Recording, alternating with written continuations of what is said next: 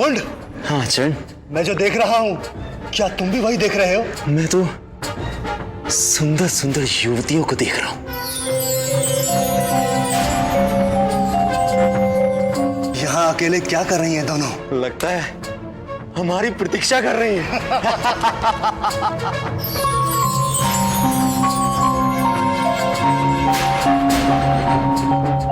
पर चरण, मैं इसमें बड़ी विपरीतता देख रहा हूं। एक तो एकदम अंधेरे जैसी और दूसरा एकदम उजाला। और उजाला भी कैसा? तेजस्वी उजाला और आकर्षक भी। हाँ। मुंड, हम अपने स्वामी के कर्तव्य प्राण सेवक हैं। तो चलो फिर स्वामी को सूचित करते हैं। नारायण नारायण। मां जगदम्बा ने अपना जाल फैलाना शुरू कर दिया है। अब शुंभ निशुंभ बचने वाले नहीं।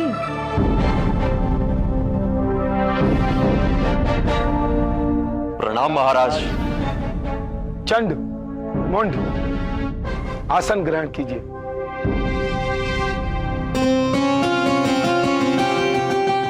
क्या बात है, आज आप बहुत ही प्रसन्न दिखाई दे रहे हैं। महाराज, आप भी प्रसन्न होंगे जब उसे देखेंगे। किसे? जिसे देख के कामदेव भी मोहित हो जाए। विश्व मोहिनी कहेंगे तो अतिशोक्ति नहीं होगी महाराज। पूरे देवलोक में और गंधर्व लोक में ऐसी स्त्री नहीं देखी। अब तनिक भी विलंब ना करें महाराज, उसे यहाँ लाकर इस राजभवन की शोभा को बढ़ा दीजिए। सुग्रीव को बुलाया जाए।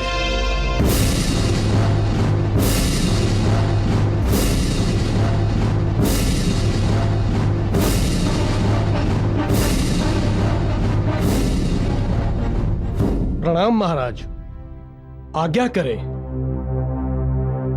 सुग्रीव, हमने जिस कार्य के लिए तुम्हें यहां बुलाया है उसे केवल तुम ही सफल कर सकते हो। बाकी चंड और मुंड तुम्हें विस्तार से बता देंगे। जाओ सुग्रीव, अपनी विनम्रता और अपनी मधुर वाणी का उचित उपयोग करो और उस विश्व सुंदरी को हमारे राजभवन की शोभा बढ़ाने के लिए राजी करो। जो आज्ञा महाराज।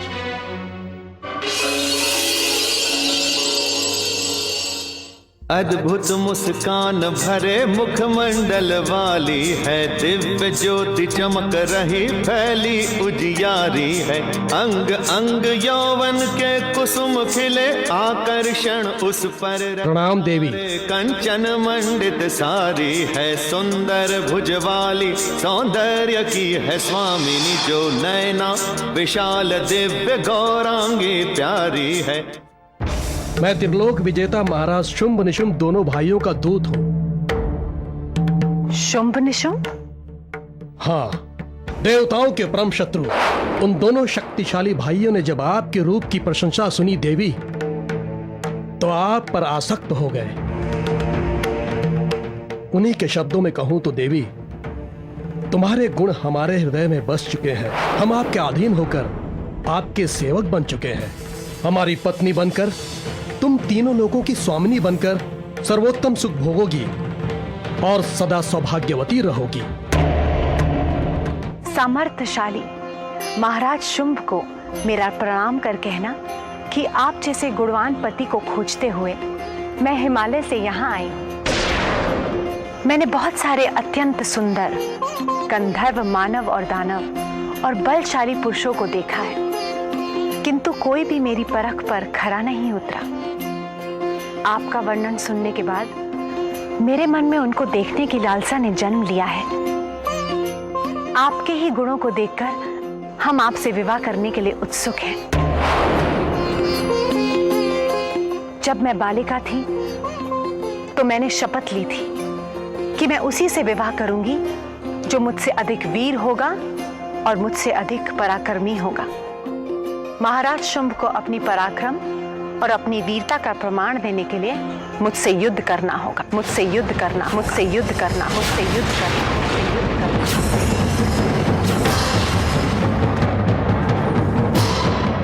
करना। क्या? ये आप क्या कह रही हैं देवी? आप महाराज शुंभ से युद्ध करेंगी? त्रिलोक विजयी महाराज शुंभ से? क्षमा करना देवी, आपने बिना सोचे समझे ये बात कह दी। आप तो कार्यकुशल दूत हैं। इतना तो जानते ही होंगे कि प्रतिज्ञा का अन्यथा नहीं किया जा सकता। यदि महाराज शुंभ में शक्ति है तो वो मुझसे युद्ध करेंगे, और यदि वो मेरे त्रिशूल से डरते हैं तो उन्हें ये पृथ्वी और स्वर्ग छोड़कर पाताल लोक चले जाना चाहिए। वहां वो जीवित रहेंगे।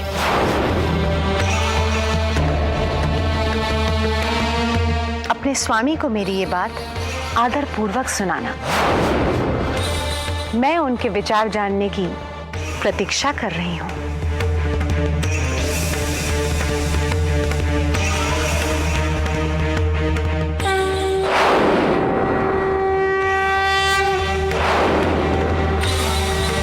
देखा देवेंद्र, देखा? नारायण नारायण, कैसे मां जगदम्बा ने शुंभ के अहम को ठेस पहुंचाई है। देवर्षि, अब तो उसे युद्ध करना ही होगा। यही तो मां दुर्गा चाहती है देवेंद्र। नारायण नारायण।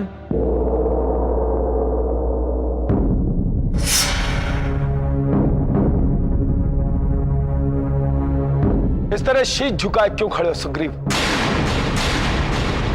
हमें उस सुंदर स्त्री की प्रतिक्रिया जाननी है। अति शीघ्र बताओ, उसने क्या कहा?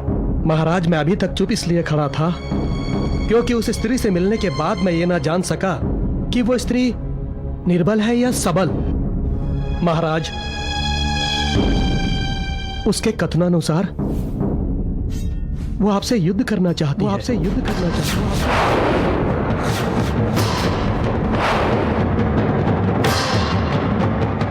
एक स्त्री होकर वो हमसे युद्ध करना चाहती है? हाँ महाराज, उसने कहा है कि उसने बाल्य अवस्था में एक प्रतिज्ञा की थी कि जो उसे युद्ध करके उसे परास्त कर देगा वो उसी वीर को अपने पति रूप में वर्ण करेंगी। महाराज, उसने आपको ललकारा है महाराज। तो ठीक है सुग्रीव, हम उसकी मनोकामना जरूर पूरी करेंगे। निशुंभ, मैं उससे युद्ध करने जाऊं या तुम सेना लेकर उससे युद्ध करने जाओगे? भ्राताश्री, एक साधारण सी स्त्री के साथ युद्ध करने के लिए ना आपको जाने की आवश्यकता है ना मुझे। इस काम के लिए हम धूम्रलोचन को भेज देते हैं। वो शीघ्र ही उसे अपने अधीन बनाकर यहां ले आएगा, फिर आप उसके साथ विवाह कर लेना। धूम्रलोचन महाराज, तुम एक विशाल सेना लेकर जाओ और उस अभिमान में चूर रहने वाली हठैली स्त्री को पकड़कर यहां लेकर आओ। जो आज्ञा महाराज।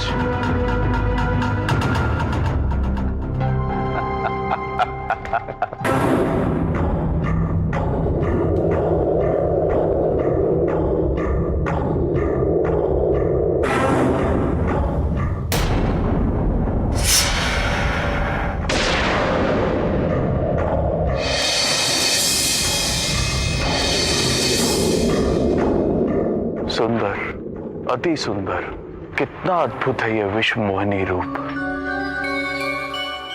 ये रूप तो किसी को भी मोह के बंधन में बांध ले।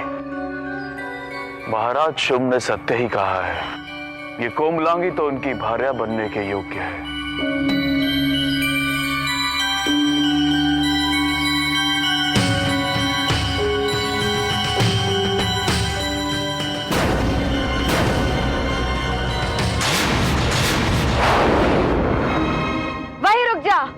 अधम मूर्ख दानव, वहीं रुक जा। अधम मूर्ख दानव,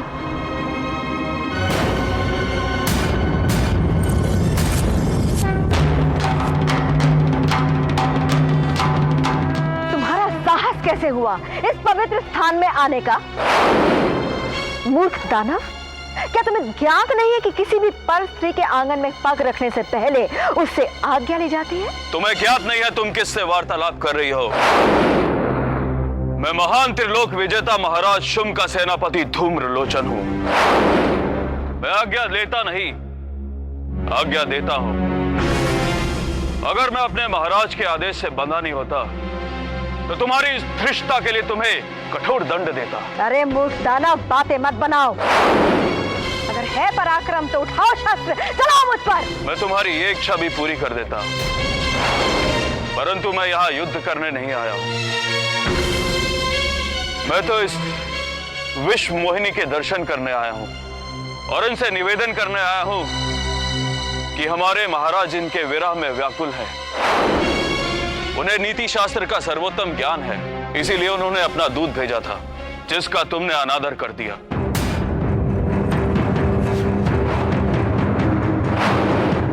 और महाराज के दूत का अनादर अर्थात महाराज का अनादर। अपनी बोली पर अंकुश रखो मूर्दानव।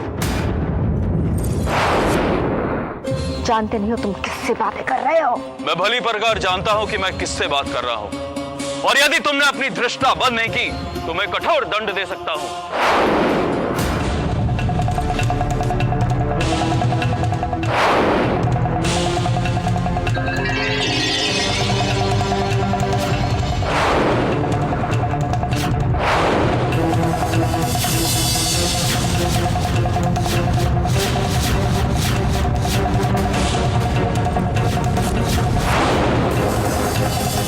शांत कालिके, शांत। पहले हम इनके यहाँ आने का पूरा अभिचार्य तो सुन ले।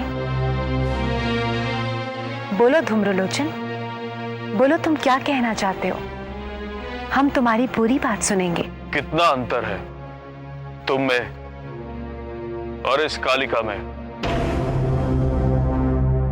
सुंदर शरीर और उतना ही सुंदर मन। इसीलिए तो हमारे महाराज तुम्हारे प्रेम के वशीभूत हो गए। तो फिर तुम्हारे महाराज को हमारे पास यहाँ आना चाहिए था और मेरी शर्त के अनुसार मुझसे युद्ध करना चाहिए, मुझ पर विजय प्राप्त करनी चाहिए।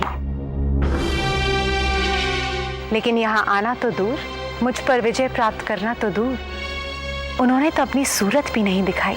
क्या मैं जान सकती हूँ कि वो स्वयं यहाँ क्यों नहीं आए और तुमको क्यों भेजा? वो इसलिए बहन जगदम्बा कि इनके महाराज डरपोक हैं।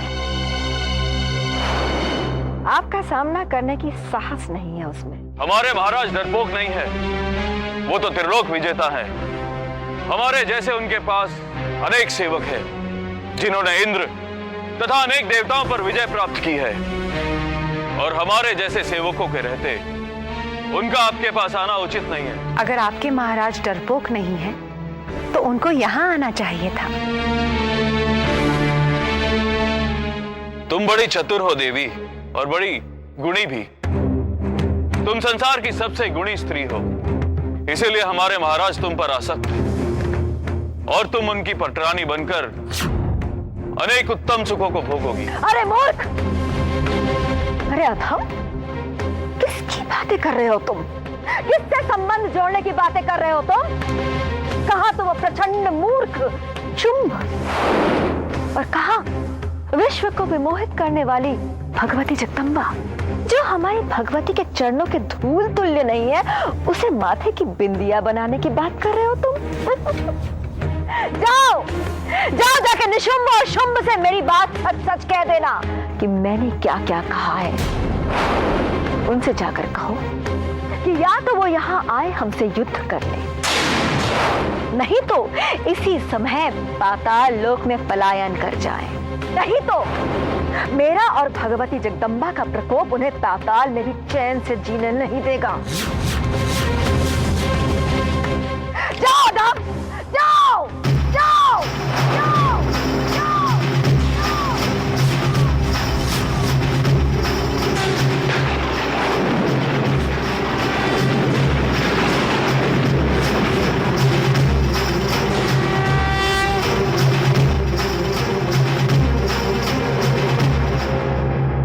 फिर क्या हुआ दीदी?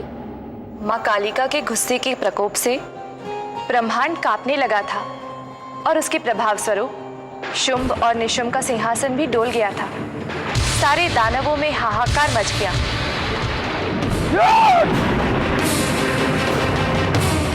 निशुंभ! इस त्रिलोक में ऐसा कौन है जो हमें चुनौती दे रहा है? कौन है जिसमें इतना शौर्य पैदा हो गया? जाओ निशुम, उसे हमारे सामने लेकर आओ। मैं उसे ऐसा दंड दूंगा कि तीनों लोकों में तहलका मच जाएगा। जाओ, उसे हमारे सामने लेकर आओ। मैं अभी उसे पकड़ कर लाता हूँ। रुक जाओ, रुक जाओ, रुक जाओ। और तब गुरु शुक्राचार्य ने चेतावनी देते हुए शुंभ से कहा कि जिस भगवती देवी को वो अपनी भार्या बनाना चाहता है वो कोई और नहीं, भगवती जगदम्बा है, जो भगवती कालिका के साथ उसका विनाश करने आई है। परंतु अपने अहंकार में चूर होकर शुंभ ने अपने गुरु शुक्राचार्य से कहा, आप हमें त्रिलोकी के स्वामी को एक स्त्री के भय से मोह छोड़ने के लिए कह रहे हैं? कदापि नहीं गुरुदेव, ये कदापि नहीं हो सकता। और आप जिस भगवती जगदम्बा की बात कर रहे हैं ना गुरुदेव, उसे तो हमारा सेनापति धूम्रलोचन कब का जीत चुका होगा। और वो अगर सीधी तरह यहां नहीं आएगी ना, तो वो उसे बलपूर्वक घसीट कर यहां ले आएगा।